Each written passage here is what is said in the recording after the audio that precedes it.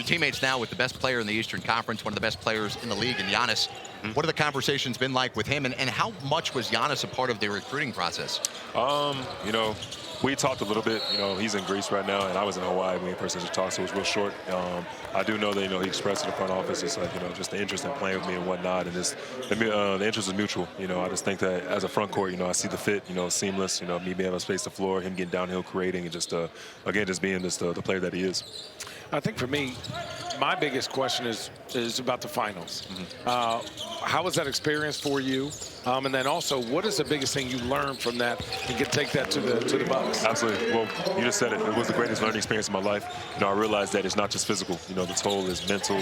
The toll is emotional. You know, sleepless nights, all that type of stuff goes into it. Just how hard it is to win, bro, and how hard it is to be in that environment.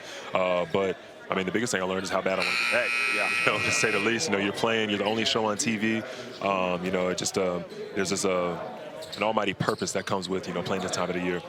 Have you watched any of those games back from the finals? Not necessarily. You know, I think, you know, once you go through that grind, it's just good to get away from the game for a little bit. You know, I was able to spend some time in Hawaii, and honestly, you know, life has just been moving so fast, you know, over the past couple of weeks now.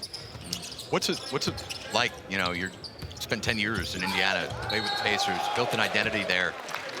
What's it going to be like with the relationship with those guys that you've built over the last several years? You know, I don't think it's any love lost. Like, again, you know, when everything happened, I reached out, you know, to every one of my teammates. You know, we had our group message. You know, a few of the guys reached back. You know, I heard from a couple guys yesterday. So I think everybody's happy for me more than anything. You know, everybody knows how much, you know, I put into this, and how much, you know, I've just really put my lifeblood into that Pacers organization. So, you know, if anything, I think it'll be received, you know, positively, but maybe not too positively from the fans. You know, it's just what it is. What do you expect your first time back playing in Indiana? I don't know what to expect, man. I really don't. You know, I think it's going to be half and half. You know, there's even my time there was a lot of people that want to be off the team, and now they got what they wanted, and now they're complaining still. So, you know, again, you know, it's just part of it, man. And you know, on my end, you know, I'm always going to be a Hoosier, man. There's no love lost.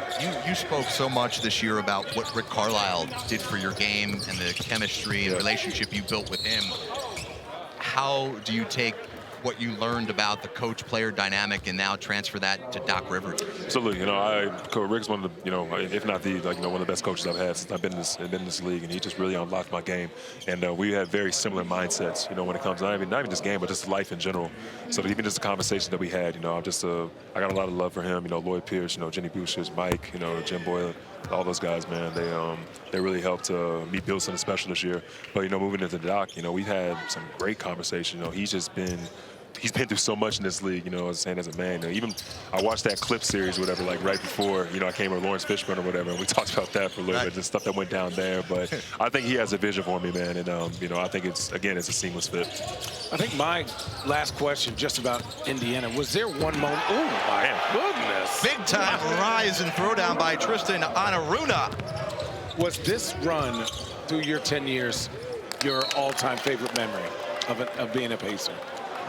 Which is a tough question now to ask, but you guys had some runs. Yeah, obviously you ran into LeBron, Cavs, but you guys had some monster teams throughout your run in that time. This has definitely been the most, like, the most validating year I've had, but the most fun was probably about 2 years ago when we first started this. That all the guys, the Aaron Neesmiths of the world, the Nimhards, like all the guys that came to our team initially and what we were building, that was my best memory, just because of, you know, nobody saw us coming, and we built something from the ground up. Yeah. And, you know, once we got to, you know, we thought we could be competitive, you know, we just took off from there. So, you know, I think about 2 seasons ago is probably my favorite memory, if you will.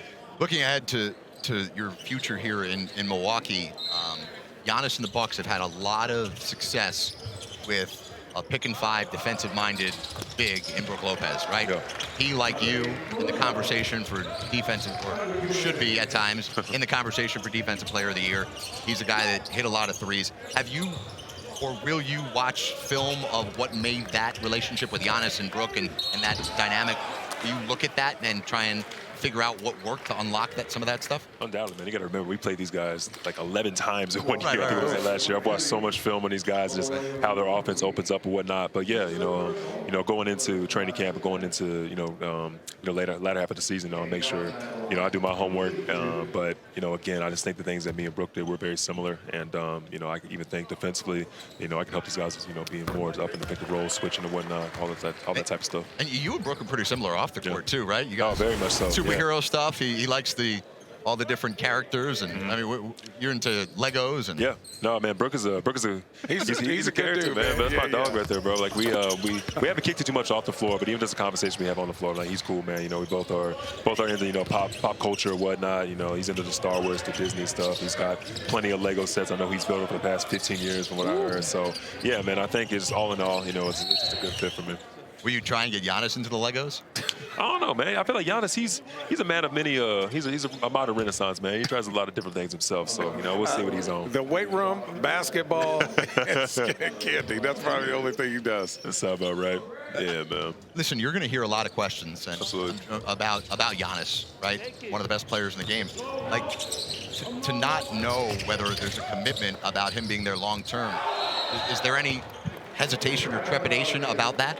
Not necessarily, because I mean, I also looked at the way this roster was constructed too. You know, I just like first of all, I love how defensive-minded this team is, and it just translates into how I view the game as well.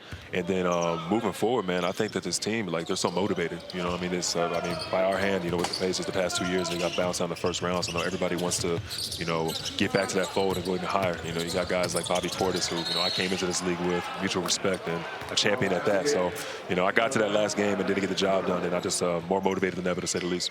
Wanna try to boast at what I look like. Keep them going, try to wear, I pull up long range. Jimmy with the heat, I'm on fire. It's NBA, I'm a